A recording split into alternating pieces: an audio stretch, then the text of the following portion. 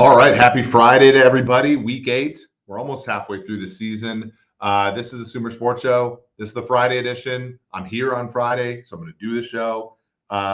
Remember, Mondays, Wednesdays, it's myself. It's Thomas Dimitroff, the CEO of Sumer, the former general manager of the Atlanta Falcons. We generally speaking do broader topics during those days.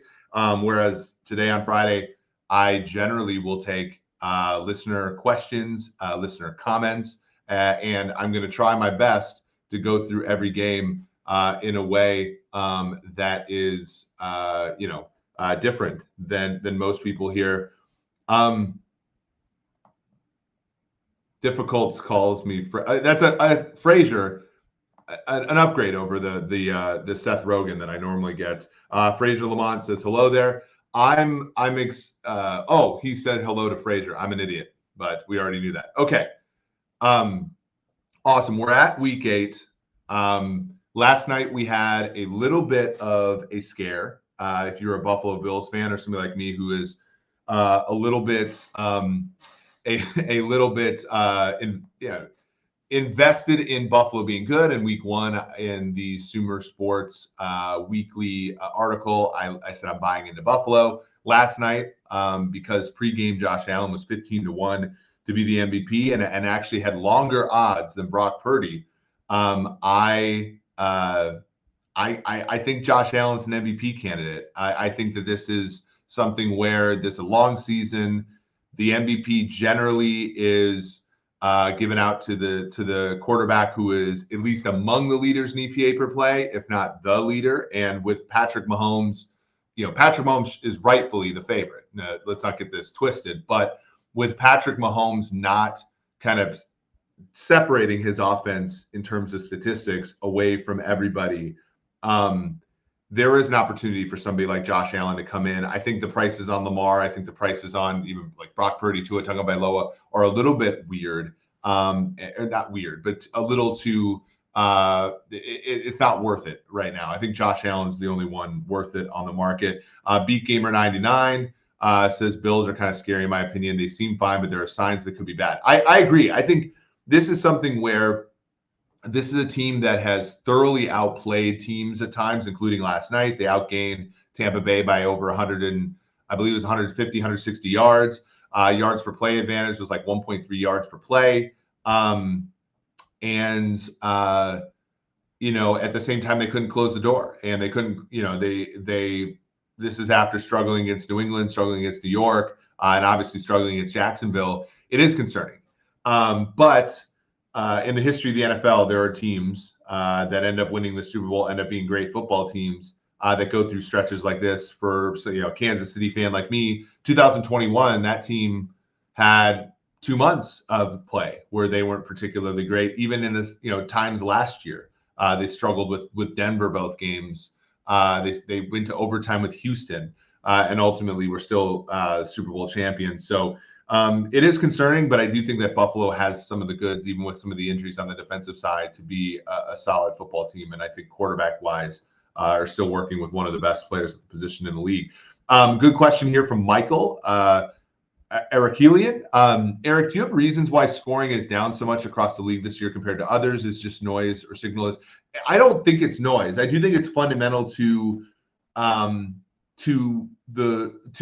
few things. So the first thing I think about when I think about scoring in the NFL is a design that's been happening for a long time.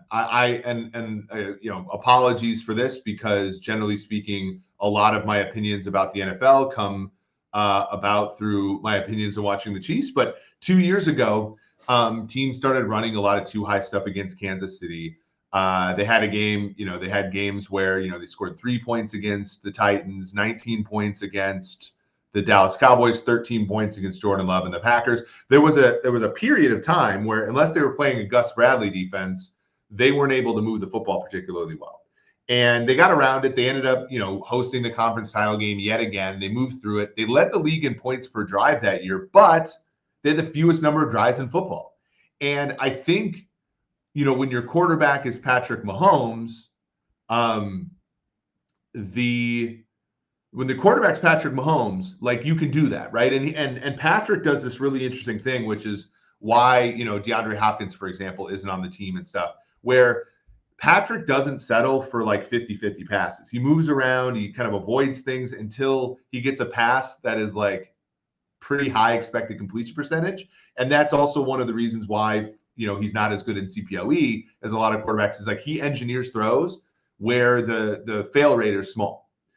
And a lot of NFL teams nowadays just simply don't have the quarterback for which that is true. So when you look at things, and I've written about this at Sumer a couple times, when you look at things like drive success, when you look at things like play-for-play success, it's down, but it's not nearly as down as EPA per play. And some of that is turnovers, and some of that is quarterback play. Is just like, we have Desmond Ridder starting in the NFL, we have Sam Howell starting in the NFL. Some of that is sack related, like we have seen just, a lot of young quarterbacks struggle in the pocket, but a decent amount of it is structural, meaning like the NFL teams are more than happy now with being bad at surrendering 5-yard plays.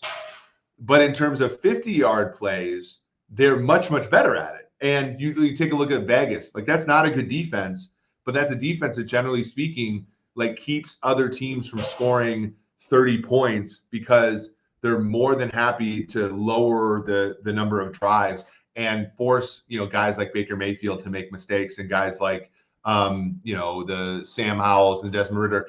And you couple that with the fact that like this era of low ADOT, hyper efficient passing, from a personnel standpoint, is over. Phillip Rivers retired, Big Ben retired, Tom Brady retired, Aaron Rodgers is all but retired. Kirk Cousins is older, and he brought back a game from the past the other night. Like the talent level at the position is also gone, and we always assumed, the 2020 draft brought some good talent. The 2021 draft was supposed to, really hasn't, other than Lawrence. 2020, and so I think it's also just a lack of talent at the quarterback position. And now we're 12 years into the new collective bargaining agreement. Quarterbacks who started the Super Bowl in the early 2000s, right? You're talking about like Kurt Warner, Jake Delhomme, Brad Johnson, Rich Gannon, are all lower draft picks, guys who sat the bench for a long time. And because of the way the CBA is, there isn't actually an incentive for teams to develop quarterbacks. And so when you have a crop of quarterbacks just all retire, there isn't like the next guy waiting in the wings with that kind of experience in the system. And like Jordan Love being like a notable counterexample. But for the most part, there aren't guys waiting in the wings the way that there were decades ago. Going through some comments here. This one's Coleman here. LOL, the Chiefs are a good prior for many things. They're probably not. I mean, like, honestly, you can't take much, get Patrick Mahomes is not a solution for 31 teams.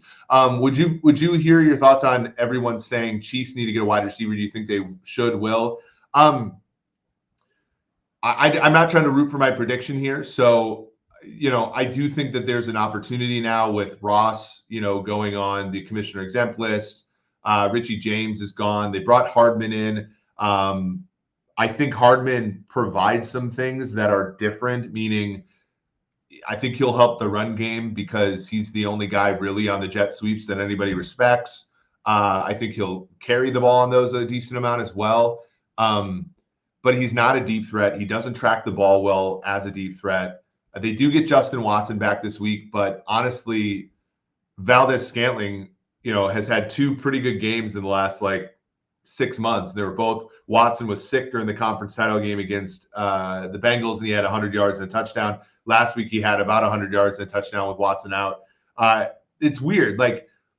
To bring a player into the Chiefs fold at wide receiver right now, other than Hardman, would have to disrupt something that I think that they're trying to do, which is lean into the free agent signing last year that was Valdez-Scantling and develop Sky Moore and Rashee Rice.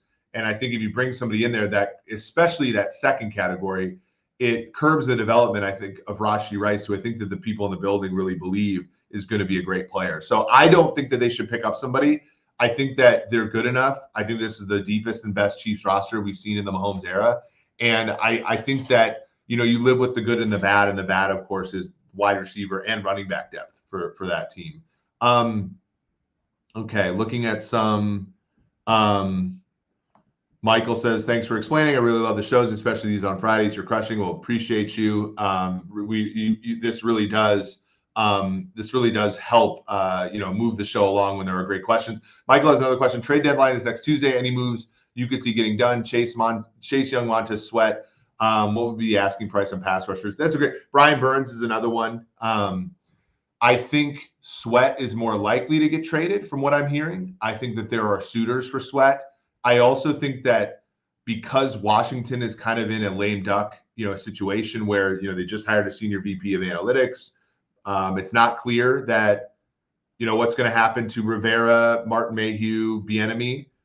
I think that there's simultaneously more of a chance that Sweat goes and they buy into Chase Young, because remember, the 5th-year option decision by Young was made by Josh Harris ownership decision makers. I think that there's a chance that the 2nd overall pick from 2020 stays around. As far as what it costs, I think for a guy of Sweat's caliber, you're probably talking a 2nd-round pick, especially because it's still not as expensive on the salary side. I think for Chase Young, you're probably thinking a little higher, which is probably why Sweat will be the one to go, and no one's going to really want Chase Young for that price. So that's how I see it. I think Brian Burns has also a chance to being dealt. I know he might not play this weekend, which puts a lot of stress on that Panthers defense.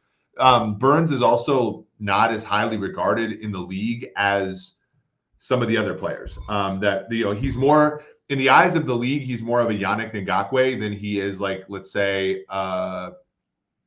Let's think of like a higher end, like obviously the Bosa's and guys like that, but like even, he's just more thought of in that 2nd tier, that kind of one-trick pony group. And as we've seen with Ngakoue, those guys can make a pretty penny, but they don't get the 5 years, $125 million deals that the true kind of Bosa type defensive ends, the Watts, the Garretts, those guys end up getting, and that I think is rightfully so.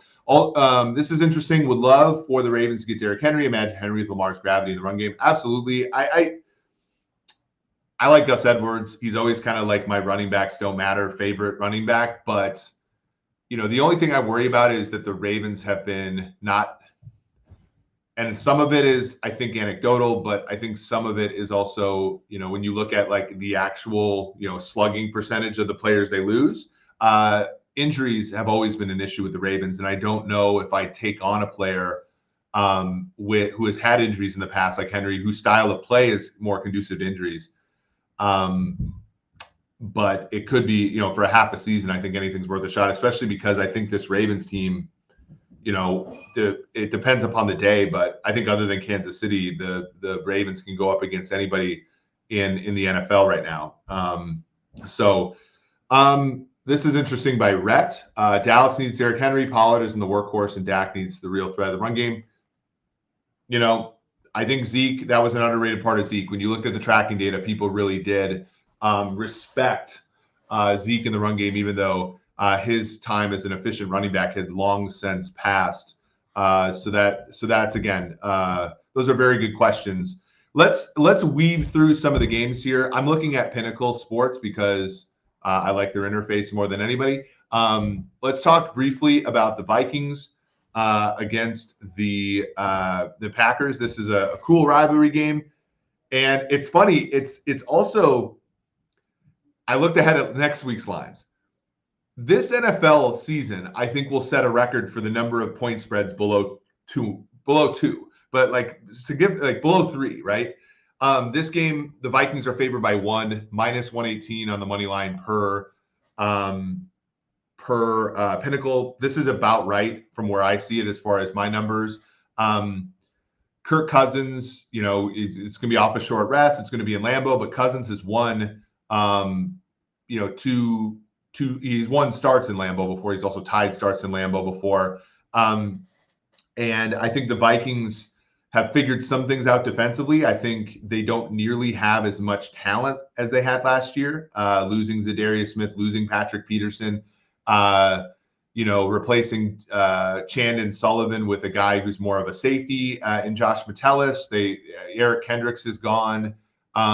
Marcus Davenport has missed time. He missed last week. But Brian Flores has them playing very aggressively. And I think for young quarterbacks who don't quite have a grasp on the game, I think that that's an edge for them. Last year, that team gave up a lot of yards, and to guys like Teddy Bridgewater and guys like Mike White, and this year, kudos to Flores. Other than like Baker Mayfield, I think that they've given up some stuff to good quarterbacks, and they've mostly suffocated the bad quarterbacks, the Justin Fieldses, the Bryce Youngs of the world. And I think that there's a chance that they do that today. I think if you're looking at this and you're going into the year, I'll throw my hand up. I was positive about Green Bay. I'm a little worried about this game. So Beat Gamer's incredibly right here. Flores loves cover 0. Difficult says Vikings got pretty lucky. CMC fumbled and Purdy got concussed and threw 2 picks. Yeah, I think so. 100%. I mean, I think if you run that game back, the Niners win. I don't know if they cover the number, but they certainly win that game more often than not. But at the same time, and there's also a point here that I don't want to gloss over. I thought Kirk Cousins played wonderfully on Monday for him. But make no mistake, they scored 6 second-half points. And this has been a team that has been a team whose offensive production has not been commensurate with the quarterback salary for an awful long time. And so, again, I can't, if I was betting this game, I couldn't get to that. I couldn't get to laying that with Minnesota, but I also am worried about Green Bay. I'm just going to spend a little bit of time. The Atlanta Falcons are Atlanta Falcons here in the city of Buckhead, are laying 2.5 in Tennessee. That is with, Will Levis starting. Will Levis of urban redneck fame, the guy who was in all of our DMs telling us he'd bet us $1 million that Will Levis would be drafted first overall, not first in the second round, but first overall, and then abruptly quit Twitter after that. I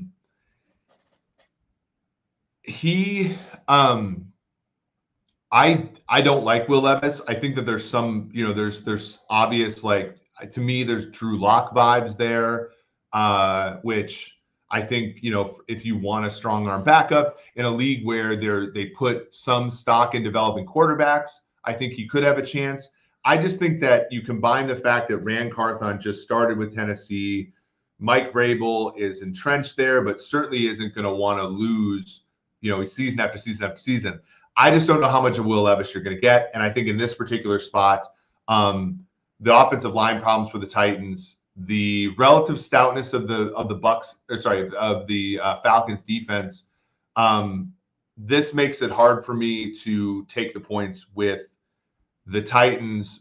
I'm laying points on the road with Ritter is never an option either. So I think, again, this is one where I wait and see on this one. I don't really have a strong opinion other than what I just said. This one's interesting. New England goes to Miami. Look aheads were above double digits in this one, but right now you have kind of a juiced 9.5, not even that juiced, -109 on Pinnacle for the Dolphins. This is, obviously the Dolphins now are just a half game up on the Bills. This is kind of a must-win game in a lot of ways, just because I think the Dolphins want to show that they can compete with teams that have, realistic line of scrimmage players. Now, I don't know if New England kind of qualifies for that. And Yushi's been a good pass rusher. They don't have Judon. So maybe Miami catches a break here. They were able to score the 24 points in week 2. Again, this one, I probably would make it a little higher than 9.5. But the people betting the Patriots are certainly doing so because of Belichick, and there's certainly reasons I think that you can believe that Belichick is going to shut down the Dolphins. As our friend Difficult in the chat has said, there are some viability questions about the Dolphins defense, and usually, 2 weeks ago, I would have said, well, what are the Patriots going to do about that? But the Patriots, did do a pretty good job of moving the football against Buffalo the last week, and especially in crunch time. So they're I'm not a huge opinion here, but I do kind of like the Dolphins. I I think that I'm always going to pause though. I'm always going to pause though when trying to get in front of the Patriots bus here. Cluster injuries for the O-line for Miami. Well, and that showed up big time. That showed up big time on Sunday. The Eagles, I mean, line of scrimmage play is kind of their edge, and they really did take it to Tua. Now, also Tyreek's injury. I know he said he's going to play, but knowing from his time in Kansas City, like it might be one of those games where he plays 25 snaps and he's impactful in those snaps, but he can't be reliable the whole game. He's been mostly healthy in Miami, which has been awesome. It's been fun to see him have that kind of success, but there have been plenty of times when he wasn't able to go the whole time. Steven, I will talk to you about the Burrow thing as soon as we get to that game. Eagles laying 6.5, juiced 7 in a lot of places against the Commanders. Last week, I got a lot of shit on Twitter because I said on a few I said on a few shows that I thought that Sam Howell was a backup quarterback in the NFL. I'm just going to say this, like, the sack to pressure rate is not always stable. But when you look at Howell, like you're talking about his final year at UNC, he was 5th in college football in terms of turning pressures into sacks. This year, he's 1st. It is a trait. And this is also a statistical sort of a lesson I'm going to give a lot of people here. Not that our listeners who are very smart need it, but the guys that go on and look at the sacks and they go through the sacks and say, is this Sam Howell's fault, are looking at the problem incredibly wrongly. Part of being a quarterback is being able to avoid bad plays when they're not your fault. And the great quarterbacks, the Marinos, Dan Marino led the NFL in sack percentage the first 7 years of his career and 10 times overall. He went 19 straight games without giving up a sack.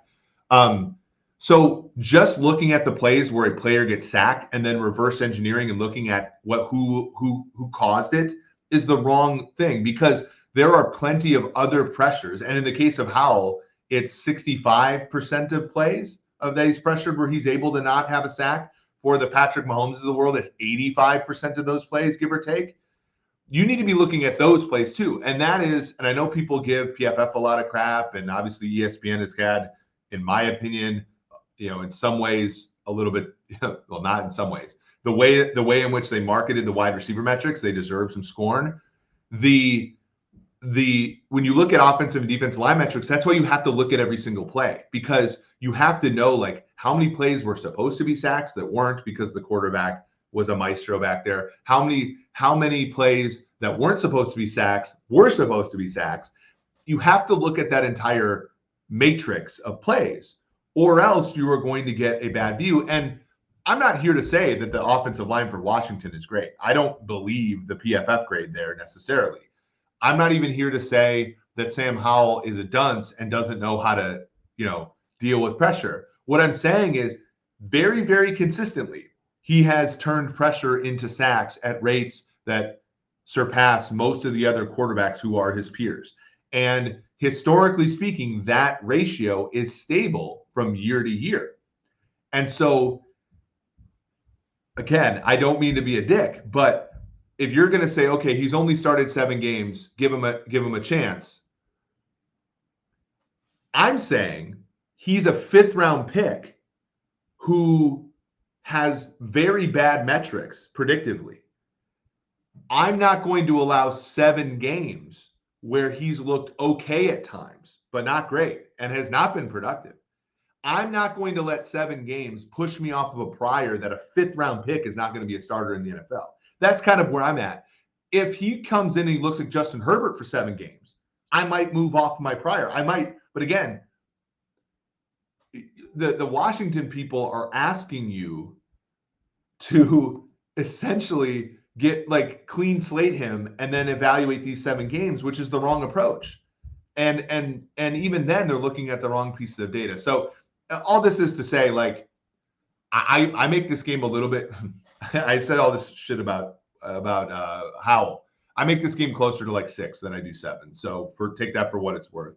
I do think Washington has some things that are strong about them. I think Kendall Fuller has been a great secondary player. However, they do run a lot of man coverage, and the Eagles do, especially A.J. Brown, kind of destroys man coverage. He's only the second receiver in the history of the league to have 125 yards in 5 consecutive games. So I wouldn't necessarily even be looking at this game for sided total. I'd look at it from a player props and A.J. Brown perspective.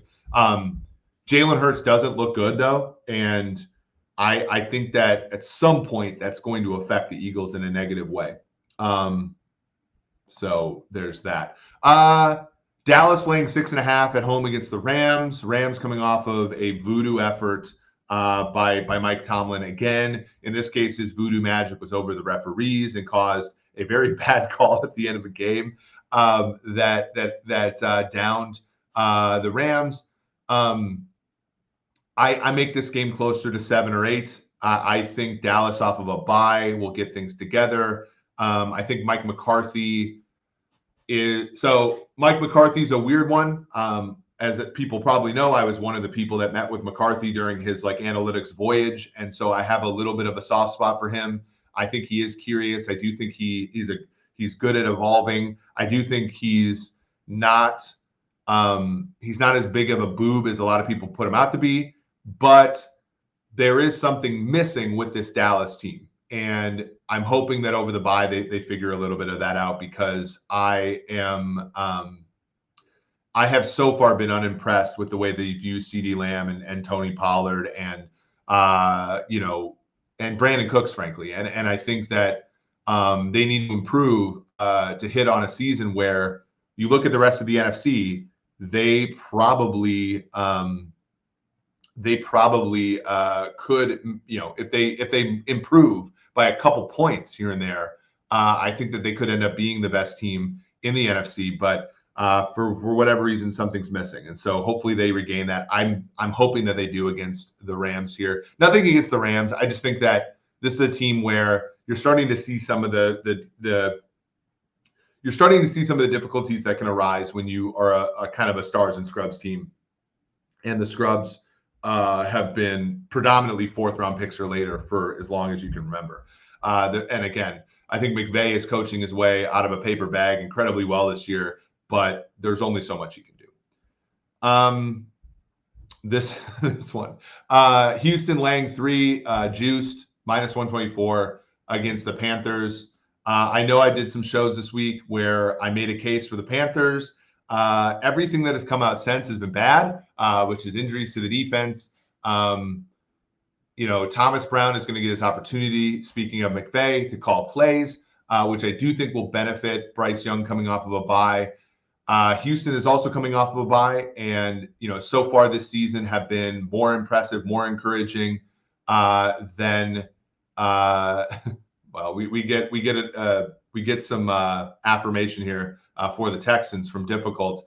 I think that Houston has a lot of encouraging elements to it. I think that their wide receivers have been a lot better than I thought. I think the defense is holding up despite injuries, especially to the secondary. And their offensive line is getting healthier after a first few weeks where C.J. Stroud was dealing with a lack of health up there. I think that things are coming together well. So if you can get 3.5, I think maybe. But my opinion has weakened as the week has progressed due to injuries, but also I am buying in on C.J. Stroud. I think that he is a very good talent there. New Orleans laying 1 in Indianapolis. They were 1.5-point dogs. Now the move through 0 isn't much. But I don't know if I'll watch a second of this game that's not on Red Zone. If the world was rational, I think the Saints would be a bigger favorite in this game. But when you look at some of the modeling, and I try to be positive about people on here, but when you do modeling for coaching and play callers, this is 100% it with Sean here. Believe in Steichen. Steichen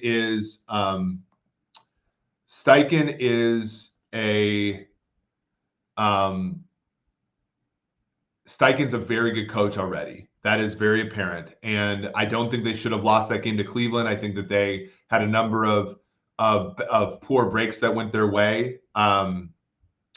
And yeah, that to me is, I think, one of the other side of it. The first side of it, though, is that Dennis Allen so far has struggled as the coach of the Saints. I mean, when you look at, any way you want to model it, whether it be how they do against the point spread or how they do against the point spread versus expectations. So taking in roster considerations, like there's not a metric that I can build that shines positively on either Derek Carr or Dennis Allen so far. And so this is a game where if you look just graded out the talent, the Saints should win this football game. But I hesitate, and hence I don't have a big opinion on this one because I just can't trust the coaching differential. And I know I'm praising Steichen a lot for somebody who's only been a head coach for 7 games or so, but I think it's warranted. And in the case of Dennis Allen, I think we have a big sample. So moving on, the Jaguars laying 2, -100 actually. And the Steelers getting to -110. This has been one there's been some movement. Earlier in the week, the Jags were more like a cheap 3, and the Steelers, so they were getting money on the road against the Steelers, coming off kind of another Mickey Mouse win against a team that makes mistakes. But there is always a reason why the Steelers team ends up being closer than they're supposed to be, and there's a chance that this could rear its ugly head this week. The Jaguars healthier on the offensive line than they started the season. Or Cam Robinson came off of the gambling suspension, but the mismatch between Highsmith and Watt and those two tackles, the rookie Anton Harrison and Cam and the left tackle Cam Robinson, I think is still substantial. And Lawrence, I know they're getting the time off, and I know Doug Peterson's a good coach and will scheme around it, but he may or may not be able to avoid some of these things. I do like Jacksonville this one. I make it closer to 3.5. But anytime you kind of look at, anytime you're different that much from the where the market's laying it out, it's good to sort of ask why. This has been an interesting one. Ikshesh Bekele says Watt hasn't been good. Watt has always had the statistical profile of a guy who doesn't win that much, a guy that doesn't put up as much pressure as the sacks. He's one where there's enough big plays that he makes, and they also play him somewhat like and I don't mean this disrespectfully to Lawrence Taylor, but they play him as an edge in the old Belichick Giants defenses where he's asked to do more than just rush the passer. So I think some of his statistics, I don't think he's as good as Myles Garrett. I'm just throw that out there. I know Steelers fans get mad when you say that, but I also don't think like he hasn't been good because of the pressure statistics. I do think he's asked to do things. He's asked to do some things that are different. But he still puts up great sack numbers and all that kind of stuff. But we have seen guys, Jared Allen being one of them, who statistically always had a higher pressure to sack ratio. And I think for some players, it doesn't necessarily regress as much. Moving on. This one's interesting. Cleveland getting 3.5 on the road against Seattle. This was closer to 3 when the markets opened. Geno Smith, that was, I said this on the show last week, the Seahawks laying the points was my favorite bet of last week. They won and covered. Part of me thinks that was, lucky in that like they had to get a missed punt against, they had to kick a long field goal at the end just to cover, they had to get sacked, but they kind of dominated that game. And, for a few weeks in a row, they've really struggled in the red zone. Not having Metcalf, I think, hurts them a little bit. Geno is just kind of Geno's a good quarterback, but I don't think he's a great quarterback. So there are some kind of like conflicting things that I think have made it so that I don't think that their red zone woes are complete noise, even though I think that they're obviously more noise than the in between the 20s efficiency that they've had has given rise to. They also run the ball far too often to Kenneth Walker in early downs, and that kind of trips me out a little bit. On the other hand, the Cleveland Browns, this is interesting, gave up a lot of points last week, but have mostly been terrific. And in fact, last week, even though they did give up a lot of points, they were one of the sole reasons why this team even scored some of the points that they scored, Myles Garrett specifically. Seattle, banged up along the offensive line. So I think Myles Garrett's going to have some fun there. And I think in some ways, Philip Walker's been terrible. Make no mistake. EPA per play has been awful. There have been a number of plays you're just like, how is that an NFL quarterback? People forget he was beaten out by Tyson Bagent, a Division II quarterback with Chicago, and they cut him and let him keep guaranteed money as a result. That's how bad he was. So there are some things to not like about Philip Walker. That being said, I think Stefanski, in a weird way, is more comfortable with a quarterback that has such great deficiencies. And Frazier says this here. He goes, right now, Walker isn't a great downgrade from Watson. I think the issue is he is a downgrade from Watson. The problem is that Watson is so variable right now that I think against teams that are below the upper echelon of the NFL. So think Ravens, Chiefs, Bills, Eagles, Niners, maybe Detroit. Probably not Detroit. I think that that's where Watson offers value to this Browns team, where if he's healthy and he hits on what he used to be, he can beat those teams with this Browns roster. I think if you're the Browns and you haven't made the playoffs since 2020, and your defense is right now running as good as any defense in the history of the NFL has, you need a quarterback just to kind of get you on the green. And especially if this Seattle team is going to struggle in the red zone, I do think Walker gives them a chance to win. So, yeah. And difficult brings this up, and we talked about it. Watson can't really throw a football right now. So I think that, yeah, that's a big thing. I mean, and so in some ways, this is kind of the perfect storm where you can get Walker in there. Their schedule isn't horrible, so he can kind of go, let's say he wins 3 out of every 5 games because of that defense for the next 2 months, and Watson comes back and is actually healthy, then they're working with it. If they kind of have to do this on again, off again thing with Watson in the shoulder, Watson has this like professional arrogance that has bled into many parts of his life, then they're going to be stuck because he's going to throw the interceptions. He's not going to play within the confines of the offense, and you're going to ruin a great defense. So all this is to say, I think the Browns are doing the right thing, and they don't really have another choice anyway. But I think that this is still a winnable solution for them for the next couple months with Walker. Unfortunately, for our eyes, we'll have to watch that. Chiefs. It depends upon where you look. Laying 8 on Pinnacle plus 115 at 7 other places. Against the Broncos. They haven't lost to the Broncos since week 2 of 2015. That was my second week working at the PFF mothership. So that's been forever.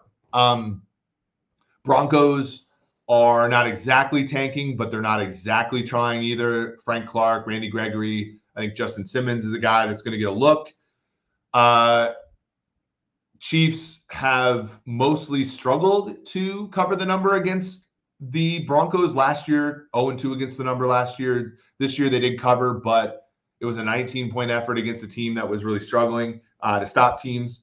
So I think that this, any sort of notion that they're going to overlook this game and get to Germany the following week, I don't really buy that. I think that the Chiefs, found a little bit offensively last week. But I think this number is a little bit big for me to really commit to Kansas City. Probably a good teaser leg, even though they're on the road. And the environment in Denver can lead to bigger variance. To me, that's like the place to look, I think.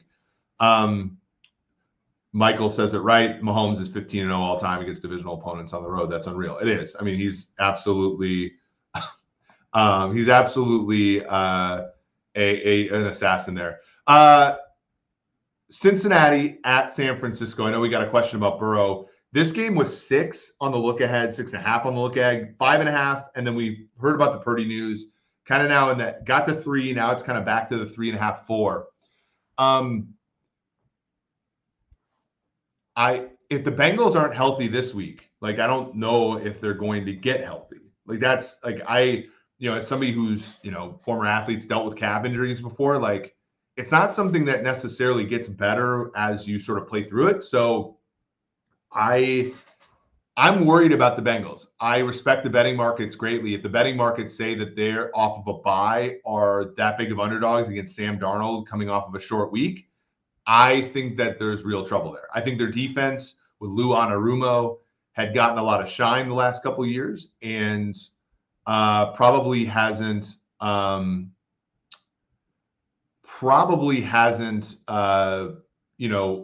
it with, Jesse Bates leaving, Von Bell leaving. I don't think they've gotten the same sort of star-studded play from Trey Hendrickson and guys like that they've gotten in the past. So I'm worried about them defensively. And then offensively, Higgins hasn't been that guy this year. The tight end position is almost non-existent. And Joe Mixon, who I don't know if Joe Mixon has ever been good, but Joe Mixon is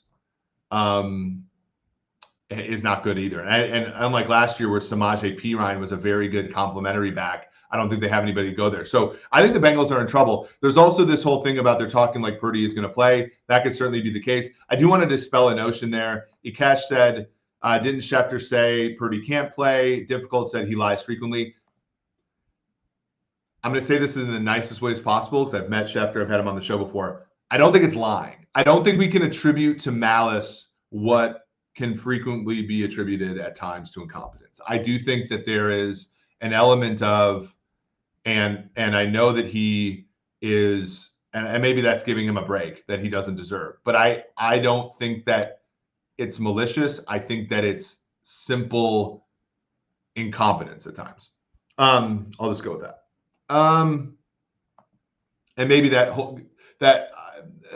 I don't think he's malicious. I do think it's just I think it's a lot of carrying water. And yes, it's still ridiculous. Absolutely.